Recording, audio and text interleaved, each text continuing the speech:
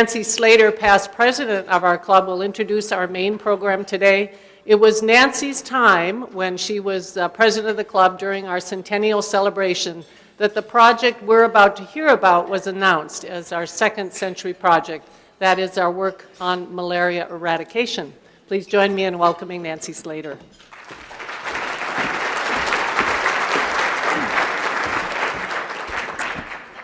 Thank you, Laura. It was 5 years ago when we began our work on malaria eradication. And today you will have an update of just all of the activities that have gone on in that 5 years, which has gone very, very quickly. In that time, countless lives have been saved. The amount of human suffering has been significantly reduced, as well as human productivity, the economic viability, so that natives of Africa can care for their families and provide for them. But perhaps the greatest thing that was delivered was hope. Hope to a continent that had learned to accept malaria as a way of living and dying. We came, along with others, and provided hope that we could challenge this horrible disease.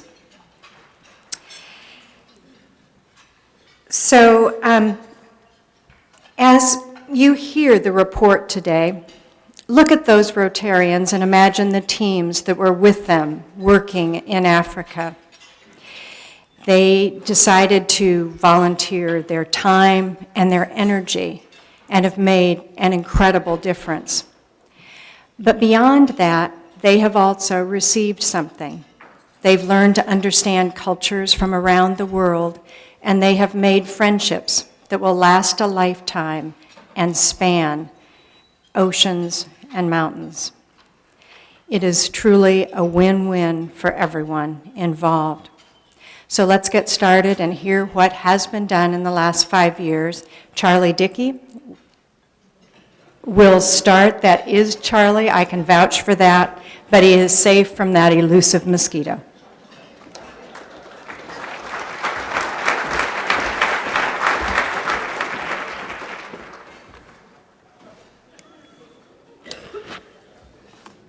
Well, President Laura and Nancy, thank you. You caught me taking a little morning nap. My fellow Rotarians, you must be wondering how in the world I found myself holed up in here. Well, I'm Charlie Dickey, and I was a member of a Rotary 4 delegation that twice visited Tanzania to address in our own small way the scourge that we know as malaria. I'm in what's called a bed net. Over 500 million of these have been distributed in sub-Saharan Africa, where they remain the first line of defense against this dreaded disease. And where kids like these, yes, do die from a single mosquito bite. The last reported malaria case in the U.S. was reported exactly 60 years ago. And understandably, time and distance shields us from the unimaginable truths that underscore this disease where it exists. So why is malaria important? I'm going to cut to the chase. It slowly sucks the life out of the world's most hapless victims, its youngest and poorest. It's the cause of poverty, and it's also the consequence of poverty. The toll is harsh. One life every minute. And you can do the math. 660,000 lives snuffed out every year. About 3/4 of these in sub-Saharan Africa. And about 90% of those are young children under 5 years old. And think a little deeper, if you would. For each of these infected children, there's a mom who can't work for weeks because her care is needed, exasperating the abject cycle of poverty. No wonder why these families can't afford the $5 or $6 to buy medical treatments. Malaria is a parasite. It attacks red blood cells. It's transported by an Anopheles mosquito.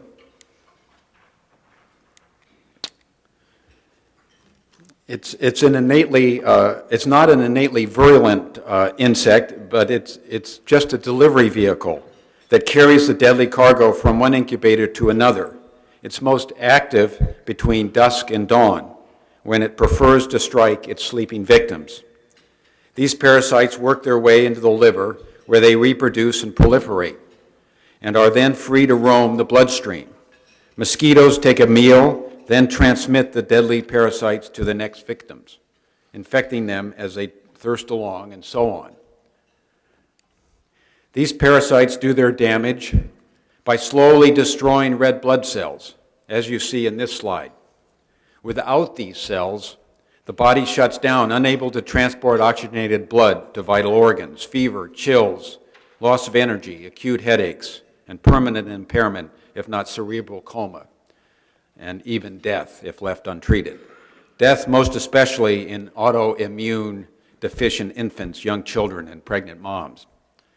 But malaria is preventable, and it is treatable. The protocol for prevention in the most endemic areas of sub-Saharan Africa is keyed on breaking the transmission cycle. Thanks to PATH, we came armed with the sampler kits that you'll find on your tables. They contain a few tools that health workers and Rotary volunteers use in the fight against malaria. I won't go through the contents because you'll hear more about the sample items as the presentation progresses. One preventative tool, and perhaps, thankfully, your sample kits don't include them, is indoor residual spraying. This is a good first step. It knocks down the brunt of mosquitoes in highly infected and reinfected areas. It's targeted at upper interior walls of homes where the Anopheles mosquitoes typically rest and lie in wait. It's effective for up to 12 months. A second preventative tool, insecticide-treated nets. You'll find a small sample of these in your kits on your table. These either kill or deter mosquitoes, and they last up to 5 years. They are widely distributed and extensively used in East Africa and to interrupt mosquito transmissions. Coupled with indoor spraying, bed nets have reduced the incidence of malaria in some places up to 50%, and particularly in highly and endemic areas.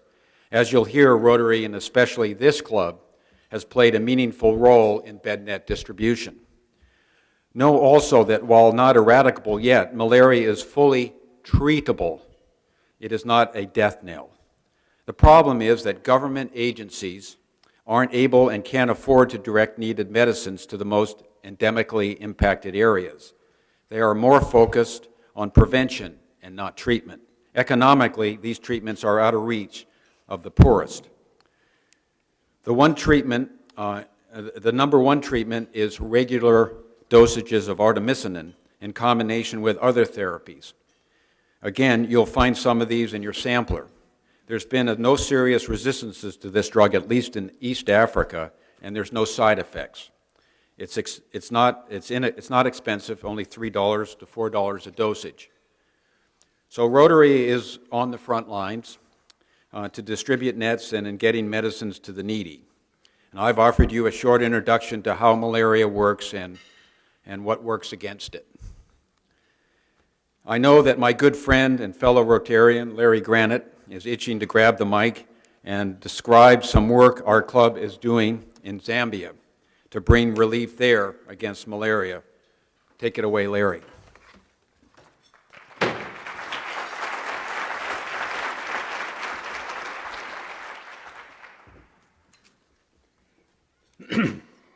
I've traveled twice to Zambia, but you don't hear much about this country, probably because the government is an elected democracy, the people are friendly and easygoing, and there's no armed dissent. If you compared the Zambian population of 14 million and the approximate population of 3 million living between Everett and Tacoma, based on the number of people who die each year from malaria in Zambia, if that disease were here, we would expect 10,500 deaths annually between Everett and Tacoma. Do we agree this is unacceptable? Unacceptable! By the end of this year, Zambian Rotarians will have completed 5 major anti-malaria projects supported by Seattle 4, other clubs in our district, and Rotary clubs as distant as Honolulu, Georgia, and San Francisco. In September, I participated in the launch of the largest anti-malaria project Rotary has ever been involved in. Rotary and World Vision together are focusing some $700,000 with the help of 1,000 Zambian volunteers to hang 65,000 bed nets, serving 150,000 human beings. You would have enjoyed the launch. It began with a parade. Parades are fun as they bring out the kid in me, and they bring out all the kids within hearing distance. The majorettes and the band obviously had done this many times before. You could pick me out in the crowd. I was the one wearing this Rotary shirt. After the parade came the speeches. The highest ranking speaker was the provincial minister, who I would equate to our own Governor Inslee. The government actually flew in a member of parliament just to introduce the minister. One tribal chief was present, and representatives of 3 other tribes were there as well. I was also invited to say a few words. Several days later, I was trained for the assignment of hanging bed nets, as would all other volunteers be. The day after training, I participated in the first hanging of the 65,000 nets to be hung. These 6 were hung in the children's ward of the local hospital. With me was my host for 7 nights in this small town of Kalulushi, Dr. Mangala Muyandekwa, who happens to be a surgeon at this hospital. That evening, the Rotary Club of Kalulushi celebrated the launch at a private club with spouses invited. The highlight of the celebration was the surprise presentation of 2 Paul Harris Fellows, donated by this club. The president of the Rotary Club of Kalulushi affixes the Paul Harris pin on Libanga Ikafka. President Laura, fellow Rotarians, and guests, we're making a difference. I witnessed it with my own eyes. The next passionate Rotarian we will hear from is our member, John Adams. There we go. Please understand that John is a banker, and as such, it is very hard for him to show or convey passion.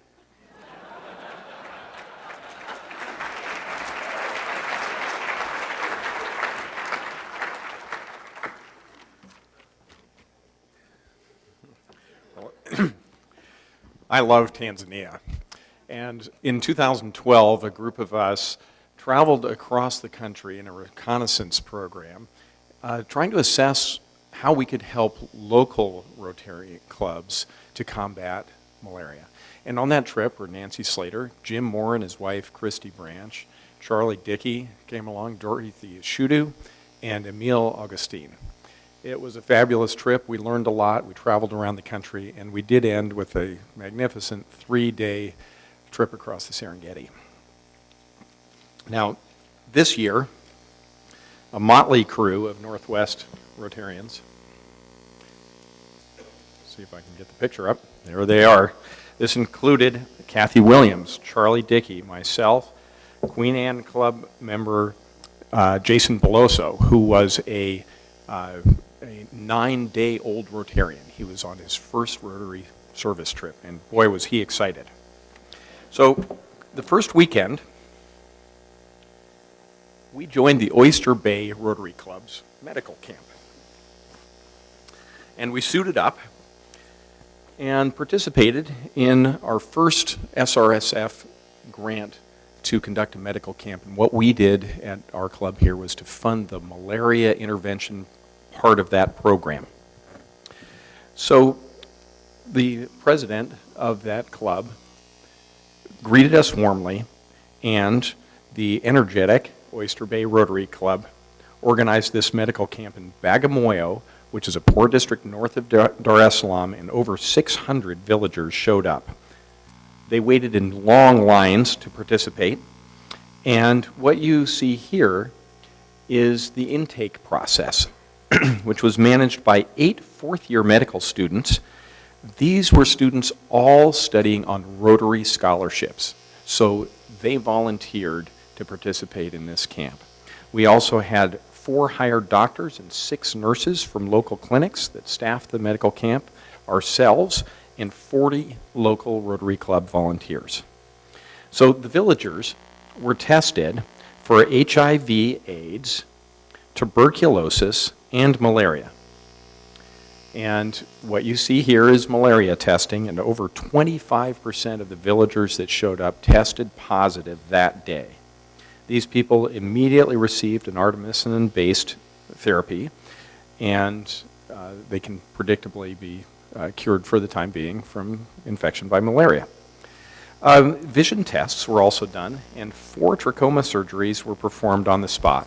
So this was something where we handled the malaria part, but the treatment was comprehensive, really meeting the needs of these villagers. And they were very happy by the time that they were done. Now, at the finish of the process, you see Jason Beloso, our newly minted Rotarian here, with his giant pile of bed nets, and we handed out water and nets, and we were especially careful to make sure that every single child that left that medical camp left with a bed net. The press of Dar es Salaam covered this, and you can see there it was covered on TV news that night, and the front page of the Dar es Salaam Daily News featured a picture of the medical camp in action.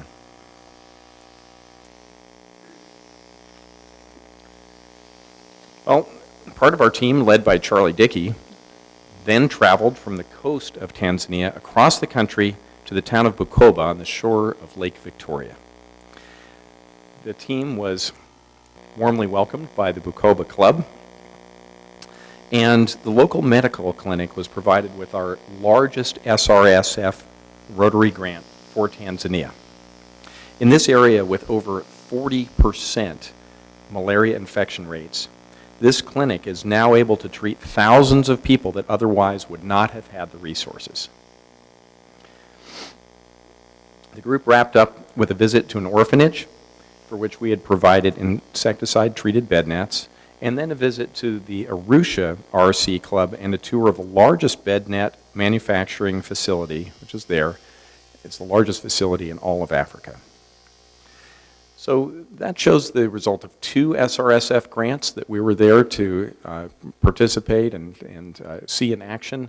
Let me tell you about the third one that was funded in Tanzania. So Salmon Chacha was a normal, healthy schoolboy until he began to have abdominal pain and then swelling and then weight loss. And the doctor found him to have both kidneys hugely swollen, and the investigation proved it to be Burkitt's lymphoma. This is a fast-acting cancer that strikes children in Africa with compromised immune systems due to malaria. This condition does not need surgery but responds to chemotherapy. Salmon responded to the treatment. He's now gained weight, and the tumor in his abdomen is gone. His legs are still weak, so he uses the wheelchair that you see to go outside. So we funded transportation and lodging for 6 patients last year in 2012. One of the children died, one is in her second treatment, and 4 lived. This year, the SRSF grant will get 16 children to treatment. Passion? Well, that's going to be a dozen lives saved. Now, let me introduce you to our member, Linda Cheever, who co-founded the Burkitt's Rescue Project at Rotary. She's going to tell us about the Uganda trip, and this is the first year that Rotary was in Uganda, and Linda led our delegation.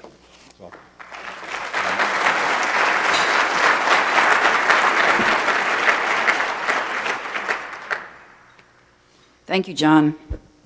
Well, Uganda, a country with the youngest population in the world with a median age of 15. Uganda is also one of the most malarious countries on earth. Malaria is the #1 killer in Uganda, endemic in 95% of the country, 15 million cases a year, taking 2,000 lives per week, the majority in children under the age of 5. Our Seattle 4 International Service Committee funded a seed grant for a journey in September 2013 to Uganda to begin building relationships on the ground with local Rotaries, nonprofit partners, and government in the whole effort to fight for the elimination of malaria. Over 50 local Ugandan Rotarians participated in our first day conference, which had about 200 some people. On the podium that day were some very powerful partners committing to all work together to eliminate malaria in Uganda.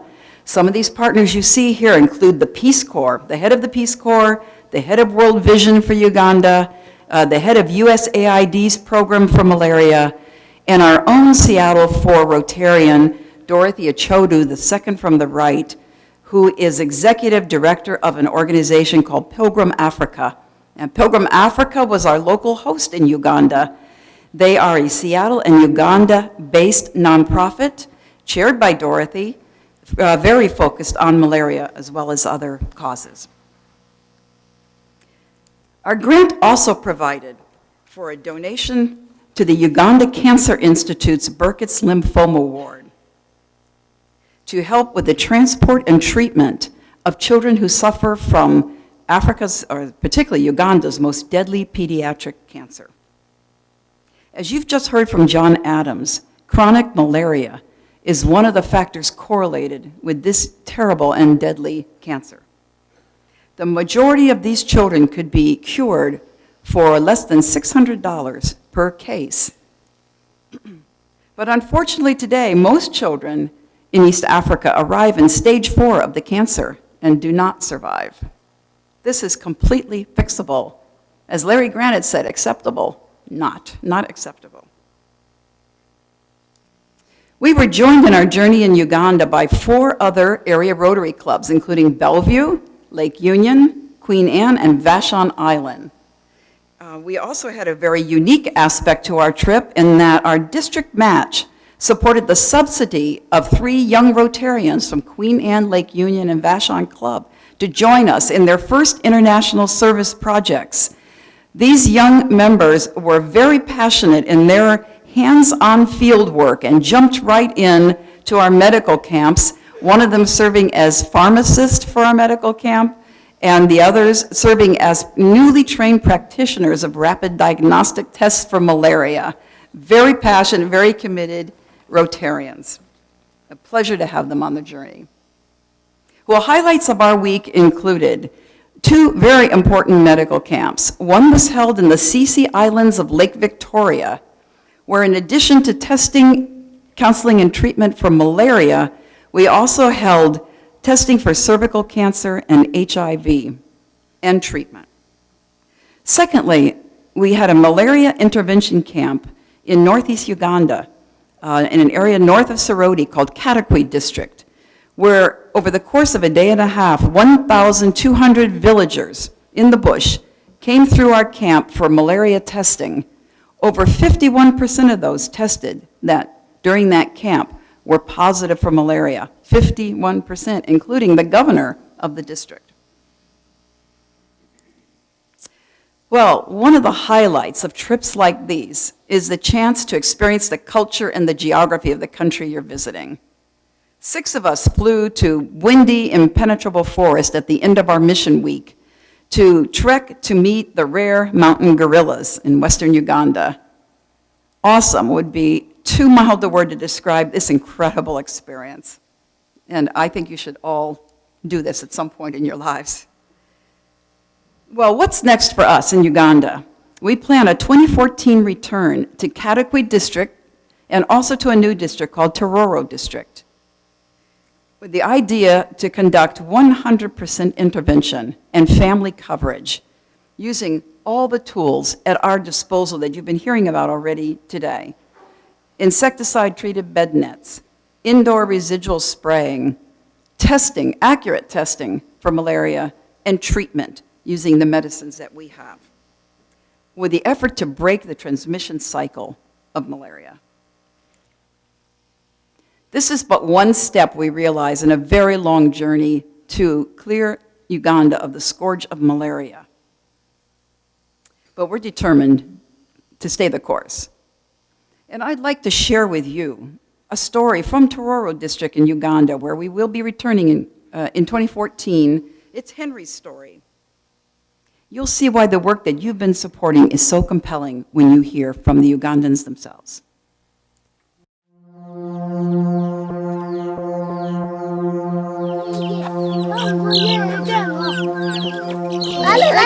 Ano ni ngani longono loro Henry Paul. Tanti giriam kuita nyalo kitindelo nyalo furi meno je agi pinyo chiel makonyo. Nzeo cha hogi tuo meno malieto ni malaria okelo kumelieto kwa dikoyo.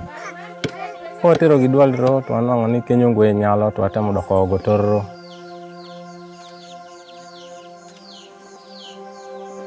Kwacho kotero gotorro koro to ngwe nyalo moro je mo nyalo mzenyo mederer wana in minyo ogeti.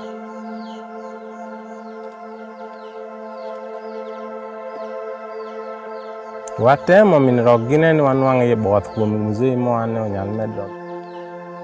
Kenyo to mzee tundo kaminyo dieri e torro koro. Kenyo to mzee thoro wan koro to adwa hogo pecho ka.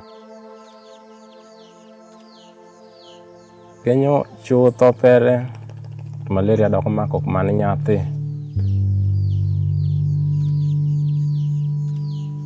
Ako mako kumani nyathi. Akinyalo bedo ginyalo mathuthro piri chieng' no ido nyaka. Gi piny ma ido nitie gine josho kitano rumo.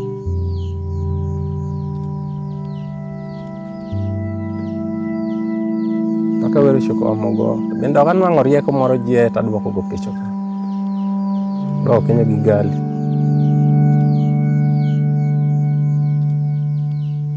Rino thothiro yo mutoka ko bino idoko thulinga linga ri nyathi pere nitie gi mulambo kinyali gweyo gine gali royo.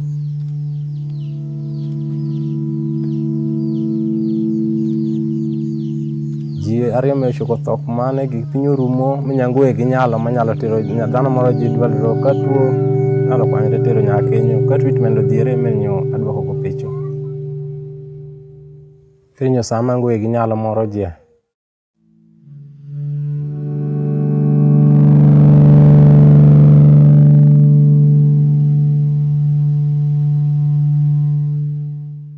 Thanks to Rotarians and their NGO partners, we know that Henry Paul and other parents now do have a way out. Rotary is a very special organization. One of the key aspects of Rotary is making a difference in the world through partnership. We work in partnership with each other in our club. We work in partnership with other clubs in our community.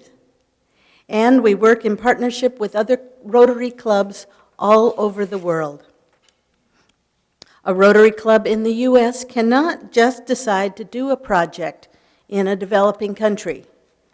It has to be a project envisioned and initiated by a Rotary club in that local country to which we're invited to participate.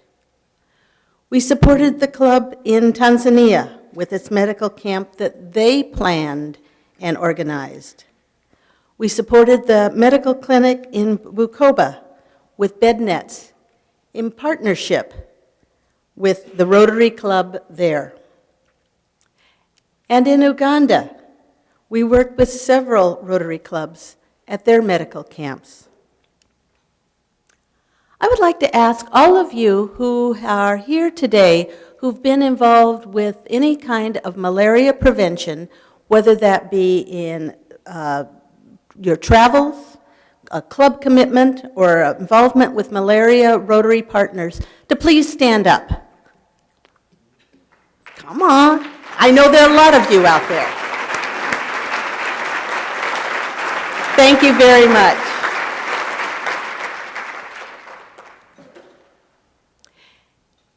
And as was said earlier, what a gift Rotary gives us when we can be friends with Rotarians all over the world. We can get to know Rotarians who may be different from us in culture, religion, age, language, and even sports. But we are all committed to making this a better world for others. And when we travel as a Rotarian, especially for a service project, not only do we give to others who will benefit from our service, but we benefit from getting to know other Rotarians. Those are Rotarians that we travel with and Rotarians in that country. Those include new friendships and the opportunities to actually visit and eat in each other's homes. In Uganda, the district governor was kind enough to invite us to his home for dinner and very special conversations. I have to confess, it has sometimes only been because of Rotary that I have traveled to countries that were not on my bucket list. They weren't on my highest priority, I must visit. And I have been so grateful that I did go. And true confessions, Tanzania and Uganda were definitely in that category. Was not planning to go there, but thanks to Rotary I did, and I came to love those countries very, very much.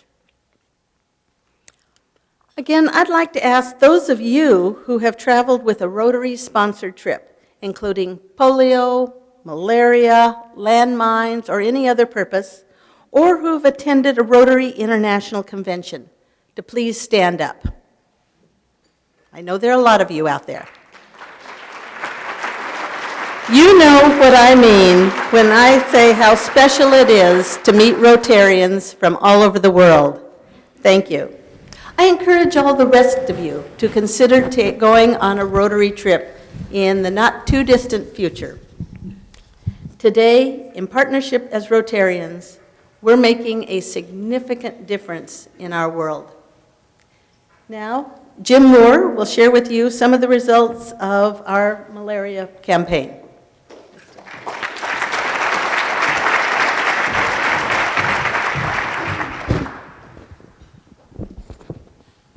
Don't want to break this, but thank you very much, Kathy. I have this bed net up here because, I don't know you, but I understand that Nancy Slater released about 1,000 mosquitoes in this room. The test kits are on your tables, so feel free to use them. Fellow Rotarians and guests, you know, today we've heard from a few of our Seattle 4 members who participated in the launch and the nurturing of a very important campaign. Their passion for eliminating malaria, I think, shows through, and it's matched or even exceeded by the passion of fellow Rotarians in African clubs. A lot of images have been presented. Maybe you're suffering from image overload at this point, but those images from just 3 countries where this project has started represent the kind of work that this club is capable of initiating and nurturing. And as you've learned from our podium and Nancy Slater, this Rotarian-led public health campaign is just 5 years old. In fact, that counts the Reconnaissance trip, so it's really just 4 years. So I'd ask you, in that time, how many people do you think have benefited from this work? How many people have not caught malaria because of the bed net distribution, or have been tested for malaria, tested positive, and then treated with medicines provided by Rotarians, or have not had to drop everything else and attend to the serious illness of a child or relative due to malaria? How many would you think? Do you think it might be 5,000? Maybe 25,000? 100,000 is a really big number, right? The reality is, it's over 200,000. We're approaching 250,000 people benefited from this campaign.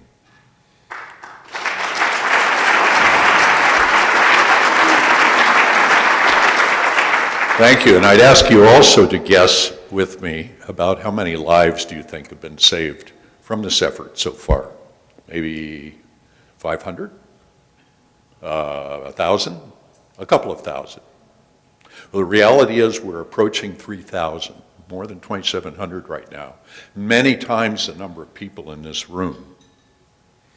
So this program that began with Centennial President Nancy Slater's reconnaissance trip to Zambia in 2009, in this year, 2013 alone, has produced 7 Rotary-sponsored anti-malaria projects in 3 countries. And we can see the power of Rotary in the rapidly growing support for this life-saving work. 42 Rotary clubs now are engaged, and more are coming on all the time.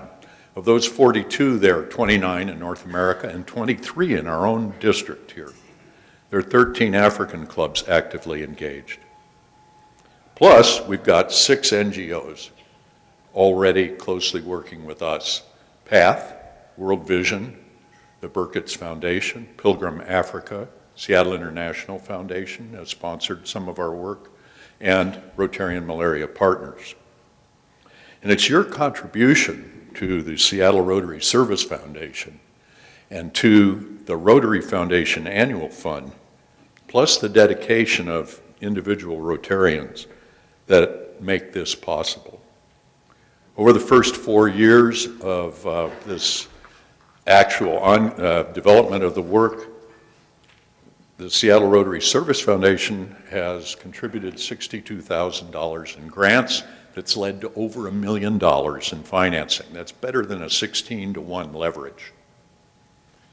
Moreover, among that $1 million is $300,000 in district and Rotary International matching grants. Those grants come from our own contributions to the Rotary Foundation Annual Fund. So there's a lot of support that's been generated. And yes, we're just getting started. With your help and the service above self of Rotarians here and in Africa, this anti-malaria campaign will continue to grow, and a broader coalition of Rotary clubs, NGOs, local communities, and local health workers will pursue with increasing success the elimination of this centuries-old disease.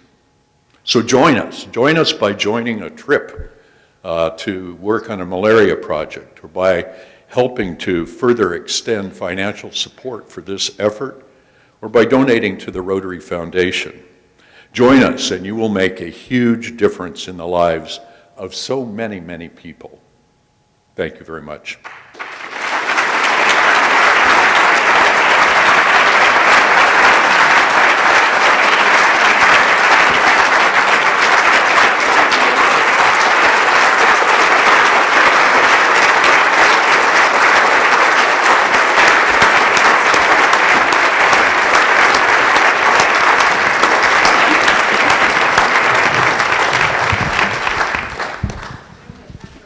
I think we have time for a few questions.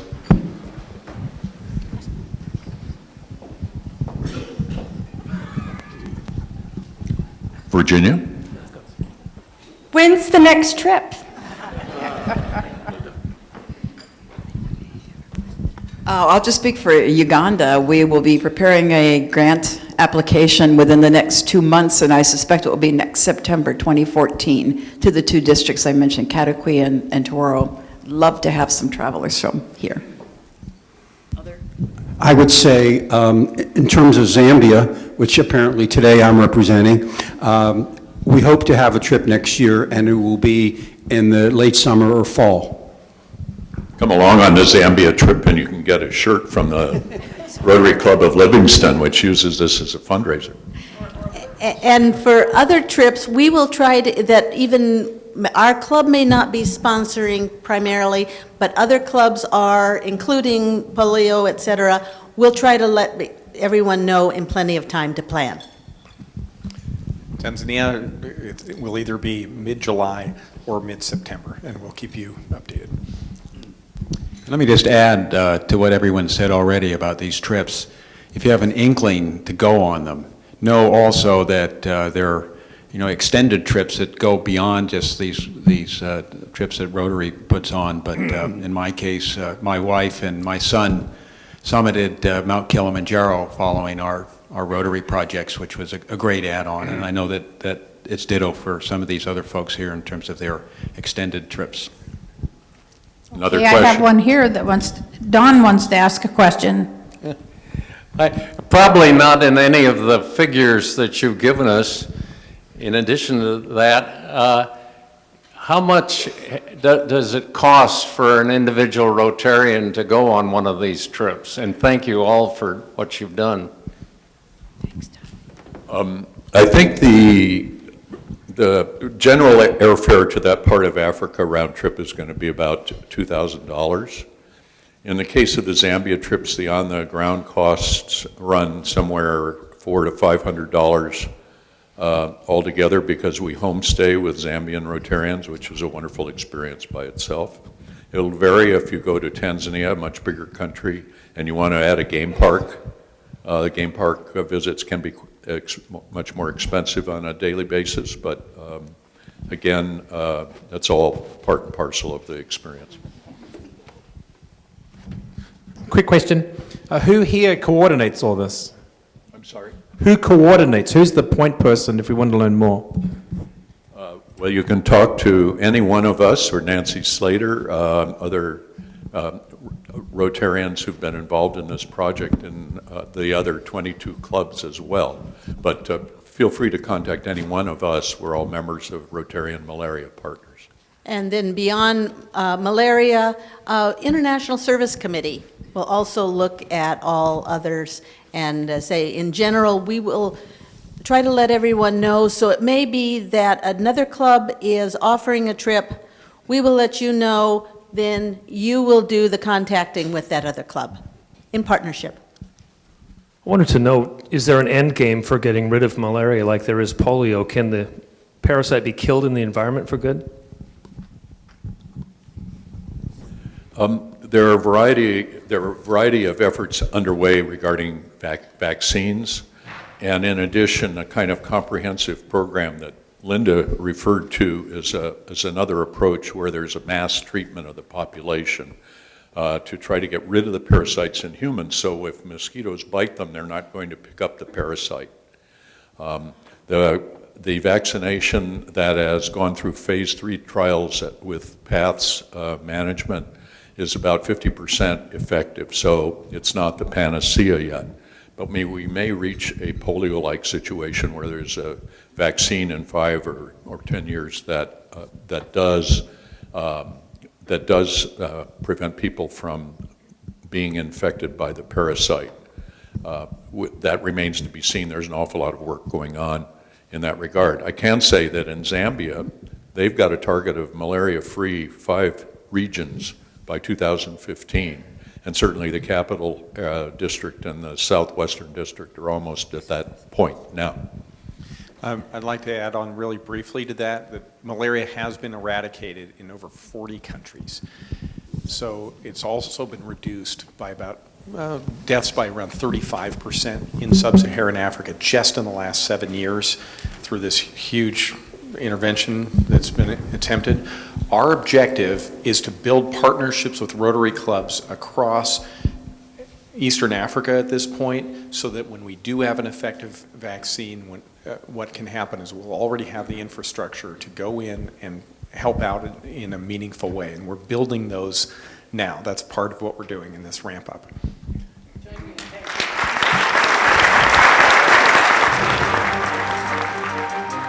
Seattle Rotary Online is made possible in part by a grant from First Choice Health, working with the Washington Health Information Collaborative to use technology to bring better health care to patients throughout the Pacific Northwest. First Choice Health.